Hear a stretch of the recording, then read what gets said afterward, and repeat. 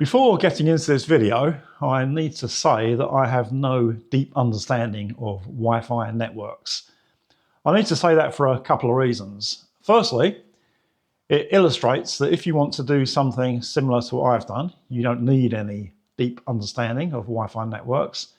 And secondly, if you have any questions that require a deep understanding of Wi-Fi networks, it's very doubtful that I'm going to be able to help you. I'm going to divide the video into three parts. Firstly, what brought me to installing a Ubiquiti UniFi Wi-Fi network system. Secondly, I'll take a look at the hardware I've used. And then thirdly, take a look at the UniFi network server. When I first moved to Thailand at the end of 2003, Wi-Fi was virtually non-existent. I was still using a dial-up modem in my apartment building or going to internet shops. When I moved to my second apartment, it had Wi-Fi, which I used for a number of years. In 2010, I got married and we rented a fairly small house. And that's when I started to do the Wi-Fi myself. This was the first access point I used. It's now quite old technology. And as it was only a fairly small house and I was only using Wi-Fi devices inside the house, it worked okay. But a few years later, we moved to a larger house with a lot of internal walls. And I've also got quite a lot of devices outside. I've got security cameras. And nowadays, even the washing machine and tumble dryer have Wi-Fi. And this just didn't cut it anymore. It just didn't work. So initially, what I tried to do was to use a more powerful access point. So I moved from this one to this one, but it still didn't do the job. They just weren't powerful to cover the whole of the inside of the house and external parts of the house as well. Also, I never really liked these things anyway. I always found them a pain to set up. I had to disconnect the Ethernet connection from my computer, plug the access point directly into the computer, change all the IP config settings, and it was never easy. You can't monitor what's going on with them, and they're not scalable. They don't work as one system if you need more than one access point. They're all separate. So what do? Do you use the same SSID? I was never very clear what to do if I needed to use more than one access point. And I don't like the idea of boosters either, because with those things, all you're doing is you're taking a weak signal and trying to amplify it, and that doesn't work very well either. I needed a different solution. I needed a new system. Eventually, I decided to go with the Ubiquiti UniFi system. This is one of my access points, so I have 5. This one's mounted in the recommended location, which is on the ceiling. I do have some others mounted on the wall, which I'll show you in a minute. Wi-Fi has been through several generations. We're now up to generation 7. I'm using generation 5. I'm not bothered about having the absolute latest technology. All I want is good coverage and sufficient speed not to have any buffering problems. And I get that with Wi-Fi 5. This is perfectly good enough for what I want. I also have a couple of access points mounted on the wall. It's not recommended to mount them like clocks on the wall, but they work perfectly fine like this. No problems at all. Meshing is possible with UniFi, but I don't really like the idea of taking a Wi-Fi signal as the input because this restricts the speed. I have Ethernet connections hardwired going to all of my access points, so every access point has got a 1 gigabit per second input for maximum speed. When I had the house built, I had a wired LAN installed, so most of the cables are hidden. However, since doing that, I've had to add some extra points. So you can see here an Ethernet cable that's coming out of this cupboard where the switch is. It goes up the wall to the full ceiling, across, and then back into this room where we saw the first access point. So even if you don't have a wired Ethernet connection in the house, if you're a bit imaginative and a bit creative, you can still do it, and the wires are barely noticeable. UniFi also has some access points that are designed for outdoors, such as this one. I have one access point outdoors, and I also have one access point, the same design as this, mounted indoors. External access points may or may not be required. I've got one external access point at the front of the house for security cameras, but I've also got another 2 security cameras at the back of the house, and they get their signal from access points inside the house, and they work fine. Let's now look at the UniFi network server, and this really is the beauty of the system. It's a downloadable app. I've got it running on my desktop machine. I understand you can use a small handheld device to run it, or you can run it in the cloud. So once you install the app and then you connect a UniFi access point and go into this section is UniFi devices. It will show you that there's an access point that you can adopt. So just click on adopt. Then you can go into another section and set up the access point how you want, set the SSID, set the password, set other parameters. And then when you plug in another access point, you will then get the option to adopt that second access point, and there's no setup. It will use the setup you use for the first access point, and that makes it really convenient. The interface is fairly intuitive, and you can learn a lot just by exploring and playing around. And there's also a wealth of knowledge on the internet. There are UniFi forums, and there's an entire Reddit subreddit devoted to the UniFi Wi-Fi system. And the people on that subreddit are very, very knowledgeable. So if there's something that you can't figure out by yourself, you should be able to get answers from the internet.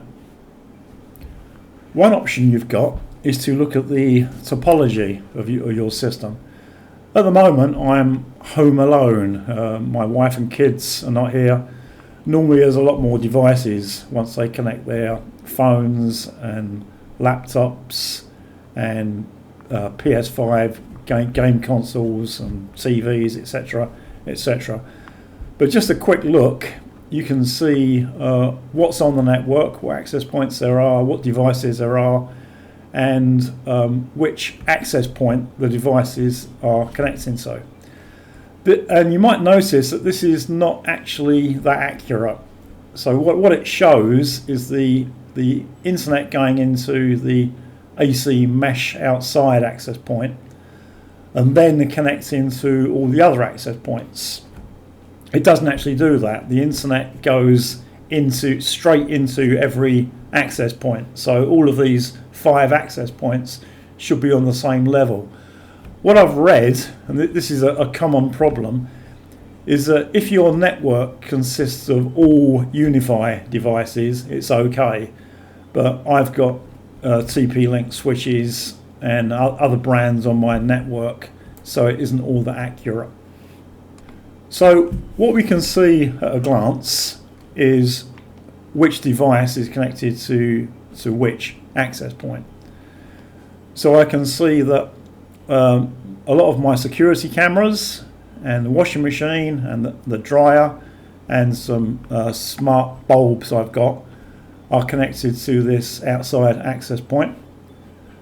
And I can see that my phone is connected to the access point just outside this room. And I can also see what speed it's connected at. So the phone, it says AC, so that's 5G. And all of my security lights are NG. They only work at 2.4. And when I look at each device, I can see the Wi-Fi signal level. So for a lot of the devices, it's 100%. On one of my smart lights, it's only 80%. My phone's 98. Another light is 96. But generally, it's quite high and very usable. When I go into the devices section, I get a list of all the devices that are connected to Wi-Fi. I can see which access point they're using. I can get an idea of the signal strength. Most are excellent. There are just two that are good, and these things do change. So what's good now may change to excellent in a minute. I can see the SSID that they're using. I can see which channel they're using, see how much data has been downloaded and uploaded with those devices, and see how long the uptime is. The number of options available far exceeds my knowledge of Wi-Fi networks. You can hover over these little eyes and that will give you some more information, or as I said previously, just search online. So on this page, for instance, we can set our SSID name and password. We can choose 2.4 gigahertz or 5 gigahertz or both. 5 gigahertz is faster, but there's less coverage. So if you're trying to transmit to a device that's a long way away, you're probably better off with 2.4. And my security cameras only work with 2.4. So just go through all of these pages and select the options that suit you best.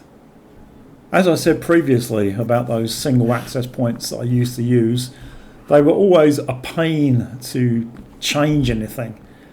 If I needed to change something, I could never connect to them wirelessly. I'd take them off the wall, connect them to the computer.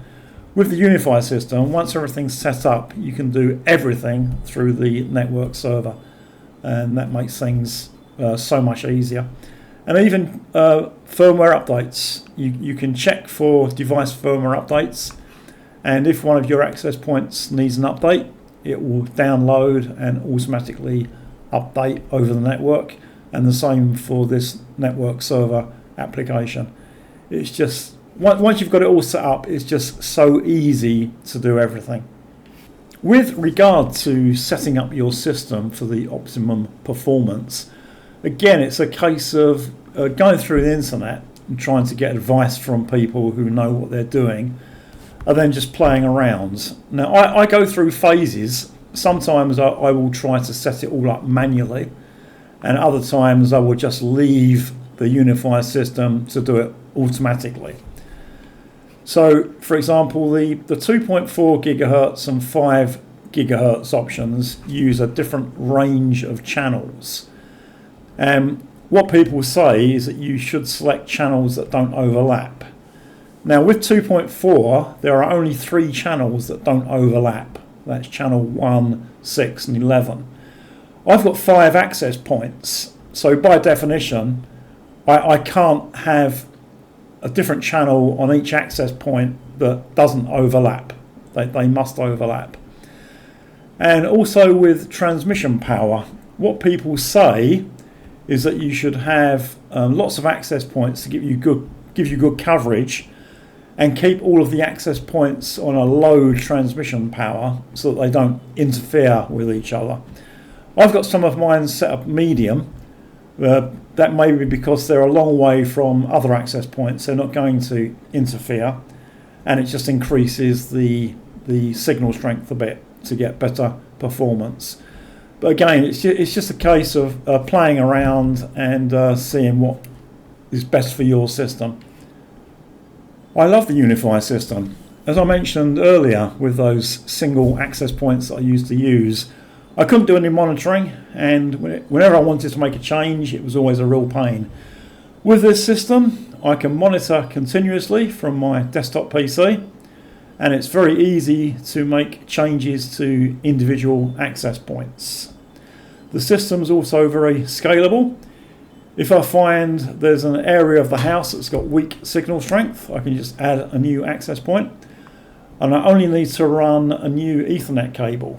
I don't need to run a power cable because the access points use power over Ethernet. The entire system is really, really good. Reliability has been fine. Some of these access points I've been using for several years, no problems. The only downside is that the initial investment is a bit higher. Those single access points tend to be very cheap. The UniFi access points are generally more expensive, but they last for a long time, and the advantages of the overall system outweigh the disadvantages of higher costs. So it's a system I'm very pleased with, and I'm very happy to recommend to other people. Thank you for watching this video.